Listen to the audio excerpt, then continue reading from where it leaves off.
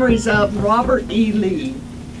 And here with us, someone who was even closer to Robert E. Lee than I was, as part of Kent's history, Vicki Schmidt. Doing a little research about my dad, it was like meeting him all over again and finding out things about him that I had not known. And so I admire him even more than I did. But in giving my little talk to the city council, I was afraid I would get emotional with it. I mean, when you talk about your parent, it's strange. So I had Steve Johnson to back me up, and I had Bob Bailey to back me up, and all sorts of people. Anyway, we made it through, and we're here today for this celebration. I'd like you to meet my son, Dietrich Schmitz, who would be the chief's grandson. So we're just honored to be here. All right, thank you. And our current chief, Ken Thomas. Yes, well, thank you all for being here. And really, Chief Lee, I think brought Kent Police Department really up a level into professionalism. His connection with the community. I think he was done being chief before I was born, so I never knew him. Sure. But Chief Crawford was the chief here when we moved into this building, and probably had a part of looking back on who we could dedicate this building to, and was probably part of that discussion. But he required formal education. He required the officers to interact with the community, and he did a lot of work with the youth, which really brought or enhanced the professionalism of policing and the police department for our community. So we are forever grateful for him and what he has done for our department. We've worked hard ever since, all the chiefs, to try to live up to his standards. I'll tell you a quick story. We talked about this a little bit at our old timers breakfast. Things were different back in the olden days with Chief Lee. He was pretty tough. When you came to work, you got a slip of paper. It was a blue sheet or something, and you got to go home when all of your tasks on your sheet were complete. And there was no such thing in those days as overtime. So a lot of the officers that I spoke to talked about he ran a tight ship, he was tough, and he gave a lot of work, and you didn't get to go home until you were done with it. So, but all of those members that I spoke with just had the highest respect for Chief Lee and what he did for our department, as do I. So, thank you.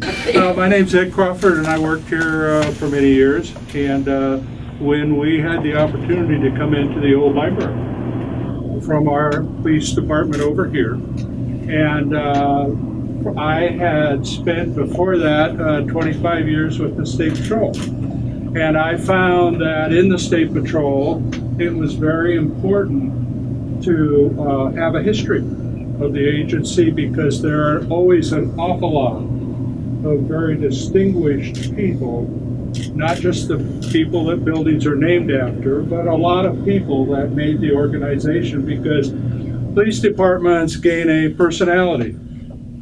And so we were looking for the person that we could name our police department after, and by gosh, your father came just bopping right out of it. And Kent was just a little baby town.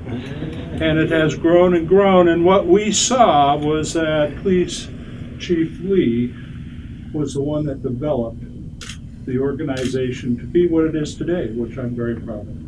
And I'm proud because of the people that have served in the Kent Police Department and the city council and mayors that have managed it. So thank you very much, and it's an honor to be able to speak to Chief Lee. Yeah. So what did you know about Chief Robert E. Lee? I worked with Chief Lee for 8 years, and it was a wonderful experience. Everybody learns, I think, rather quickly that a workplace can either be a pleasant place to work or not so much. And Chief Lee made it a very pleasant experience, and I learned a lot from him. And I told Vicki the other day, one of the things he said on every written directive that he gave to the officers, at the bottom of the request order, it said, "Fail not at your peril." That says a lot. That says a lot. I never experienced the peril, but I didn't.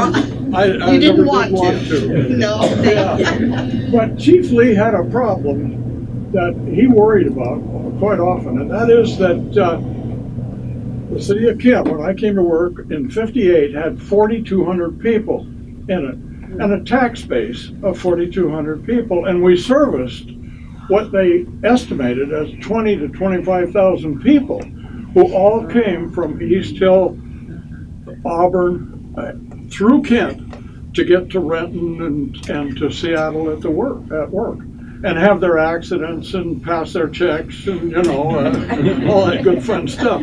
So it made it a little difficult to fund everything, and there was always a battle between the chief and the fire department because we knew the fire department had a fire truck for every officer.